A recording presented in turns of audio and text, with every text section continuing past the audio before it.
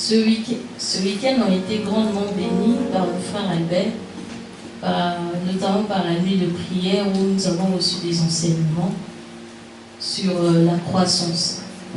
Il nous a parlé que la croissance se planifie. Et avant d'abord d'arriver à l'étape de croissance, il y avait d'abord un travail à faire. Donc j'ai résumé par un schéma, en fait, tout ce qu'il nous a partagé le vendredi, si le frère Daniel peut nous projeter. Ah, je ne sais pas si on voit bien, mais je vais... Vous voyez rien? Avec les lumières éteintes, est-ce que ça sera mieux?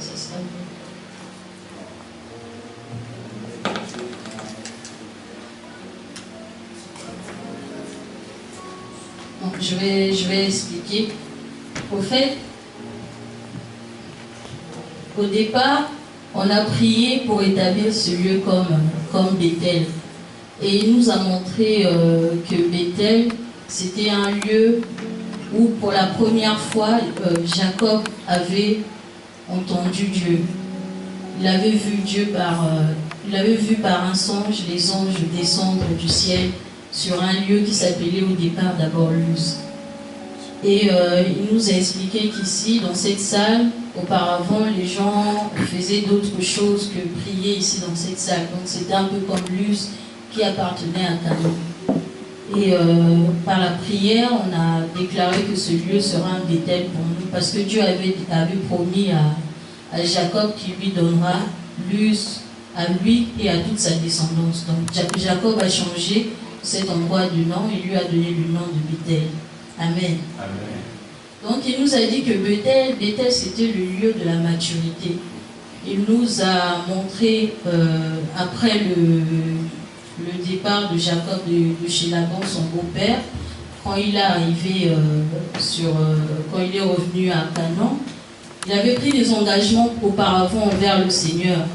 Il lui a dit qu'il lui donnera le 10e de son revenu et qu'il allait le servir. Mais sauf qu'à son retour, il a oublié tout cela. Et Dieu, heureusement qu'il est bon, il lui a rappelé cela. Il lui a demandé de quitter là où il était pour aller vers Bethel. Et on avait cité tout ce que Bethel signifiait pour nous. Donc c'était le lieu de la rencontre de Dieu, le lieu où Dieu nous rappelle les engagements que nous avons pris au départ avec lui.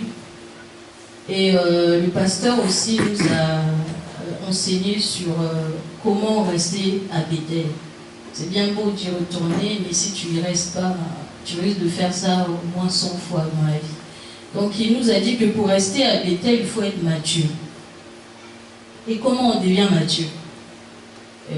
Premièrement, d'abord, il nous a montré par, c'était 1 Corinthiens 13, verset 11, où l'apôtre Paul faisait un état du lieu de son cœur, de son être. Donc il disait, auparavant, il parlait comme un enfant. Il pensait comme un enfant. Il raisonnait comme un enfant. Et il avait pris la décision de se débarrasser de tout ce qui... est de l'enfant. Donc c'était l'état du lieu de l'apôtre Paul. Et le pasteur aussi nous a montré par Hébreux 6, versets 1 à 3, au fait, l'état d'un enfant qui vient de naître. L'état d'un enfant, en fait. Donc, il nous a expliqué par ce schéma-ci que quand on raisonne de cette façon-là, je ne suis pas plus grande que ça, quand on raisonne de cette façon-là, au fait, on est encore à l'état d'un enfant. Donc, quand on a des questions, quand on se pose des questions sur quand on n'arrive pas à abandonner les œuvres mortes, on est tout le temps obligé de revenir là-dessus, sur abandonner le péché, le copinage, ton petit ami, tout ça. Là, il dit qu'on est encore à l'étape de l'enfant. Et la foi en Dieu, tu doutes de temps en temps, des fois tu crois, des fois tu crois pas que Dieu existe. Là, on est encore enfant. Sur les enseignements sur le baptême, voilà, il faut qu'on court derrière toi, te rappeler, il faut te baptiser. Là, on est encore enfant. Et aussi sur l'imposition des mains, est-ce qu'il faut imposer les mains aux gens ou pas? sur la résurrection des morts, est-ce qu'il y aura la résurrection des morts, ou sur le jugement éternel, le fait de croire qu'on va tous aller au paradis, des choses comme ça. Donc il nous a enseigné que si on pensait de cette façon-là, on est encore à l'état d'un enfant. Donc là, on se nourrit encore du lait. Et avec le lait, un adulte ne se nourrit pas de lait, il lui faut la nourriture solide. Et il nous a expliqué c'était quoi la nourriture solide. Il nous a d'abord dit que quand on est à l'étape de lait, là, ce n'est pas par nos propres efforts, c'est le Seigneur qui nous a pris du monde, qui nous a ramenés à lui, donc on est enfant en lui. Et pour passer de l'étape de l'enfance à l'adulte, là, ça demandait nos efforts. Donc, ce qui nous emmène à ce schéma-ci, voilà, peut-être je peux l'atteindre. Il a dit, premièrement, d'abord, il faut travailler sur la non-régression. Comment on travaille sur la non-régression? C'est par les b.a.-ba, la lecture, la méditation, l'étude biblique, la prière. Là, c'est on travaille pour ne pas régresser, pour ne pas rétrograder. Et deuxièmement, la foi des héros. Nous avons vu par Hébreux chapitre 11, du verset 32 à 40, où l'auteur nous expliquait les exemples de foi, où il nous a parlé de Gédéon, de Samson, de toutes ces personnes-là que nous prenons aujourd'hui comme exemple, toutes ces personnes-là qui ont souffert pour Dieu et qui ont refusé la délivrance. Amen. Amen. Et ensuite, il nous disait qu'au fait, aujourd'hui, il y a beaucoup de gens qui sont encore à l'étape de l'enfance, au lait maternel, ils veulent vivre la foi des héros. Et cela n'est pas possible. Pour vivre la foi des héros, il faut commencer par la nourriture solide. Il faut commencer d'abord par les b.a.-ba, comme vous avez vu, la lecture, la prière, ça c'est les b.a.-ba. Ensuite, après la foi vient l'espérance. L'espérance, pourquoi ces personnes-là souffraient? Ils souffraient parce qu'ils avaient l'espérance pour la vie éternelle. Ils savaient que même s'ils mouraient, ils allaient ressusciter. Amen. Amen. Et ensuite, on avait vu la quatrième partie qui concernait, après l'espérance, c'est imiter Christ. Imiter Christ, c'est vivre comme Christ. Vivre, marcher selon les principes de Christ, marcher selon l'esprit. Amen. Amen. Et après avoir vu tout ça, il nous a donné un schéma sur le temple, l'ancien temple au temps de la loi. Il nous a expliqué qu'il y avait le parvis, où il y avait tout le monde. Ensuite, le lieu saint, qui était éclairé à moitié par la lumière du jour, à moitié par le chandelier. Et le lieu très saint, où c'était le lieu où le grand sacrificateur entrait une seule fois par année. Et au fait, il nous a expliqué que aujourd'hui, quand on est à l'étape du lait, on est au parvis. Des fois, il peut nous arriver d'aller au lieu saint. Et là, au lieu saint, il ne faut pas qu'on croit qu'on est arrivé, parce que dans le lieu saint, il y a la lumière du jour et la lumière du chandelier. Donc, on a un peu un pied dedans, un pied dehors. C'est ce qu'il nous a dit. Et le parvis, dans le parvis, il y a tous les bruits, il y a des animaux, on entend même le bruit de l'Égypte. Donc il nous a expliqué que certaines personnes entendaient le bruit qui vient du monde, ils sont dans le parvis, donc ils prennent les choses qui sont dans le monde, ils viennent et ils cherchent même à aller prendre ceux qui sont dans le lieu saint pour les ramener dans le parvis. Donc on a dit que le parvis, c'est au début quand tu viens de croire, c'est le lait.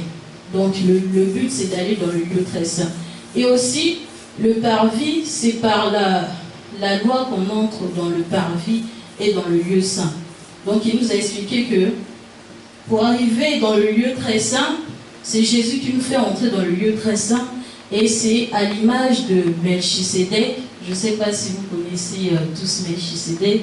C'était ce grand prêtre dont on parle dans le livre de Genèse, à qui Abraham a donné la dîme de son butin.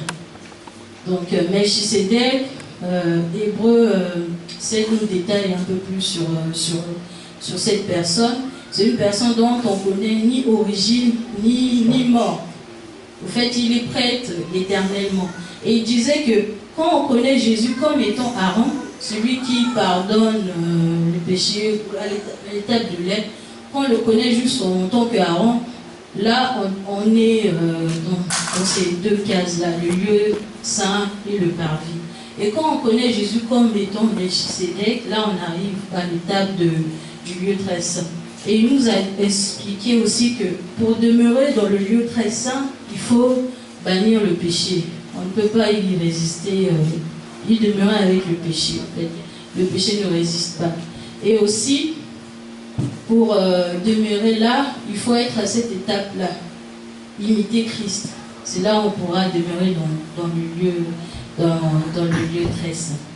Donc il nous a aussi fait un schéma sur l'indice de contenance de Dieu. Vous voyez, au fait, tout se rejoignent. J'ai fait un dessin pour expliquer cela. Tout se rejoigne, en fait. Il nous a expliqué que quand une personne, bon, il avait pris l'exemple du pasteur, quand le pasteur lit sa Bible, il cherche Dieu, bon, si par exemple son indice est là, ça c'est un vase. C'est un vase. Quand son indice de contenance de Dieu est là, il vient, il prêche, on puise dans ses réserves, et à la fin, il reste la boue. Il nous a expliqué, c'est comme un puits. Au pays, quand il n'y avait pas l'eau qui coulait, on partait chercher l'eau dans les puits. Quand on puise dans un puits, quand on arrive vers le fond, c'est maintenant l'eau mélangée à la boue. Ce n'est plus clair, ça devient une couleur de la terre. Et après, il nous a expliqué encore que quand le vase semble être un peu plein, qu'on vient puiser, là il va rester le fond. Il nous a encore montré que quand le vase est plein, on vient puiser, il reste toujours la boue. Et il nous a montré que quand on déborde, même si on vient puiser, on aura toujours quelque chose. Et il nous a dit que pour rester dans cette étape-là, il faut travailler à la non-régression, chercher Dieu et aussi imiter, vivre selon Christ. Là, on a le débordement de l'esprit. Amen. Amen. Donc, c'était un schéma, comme on a coutume de le faire les dimanches, de rappeler tout ce qui a été dit le vendredi pour ceux qui n'ont pas pu être là pour d'autres raisons.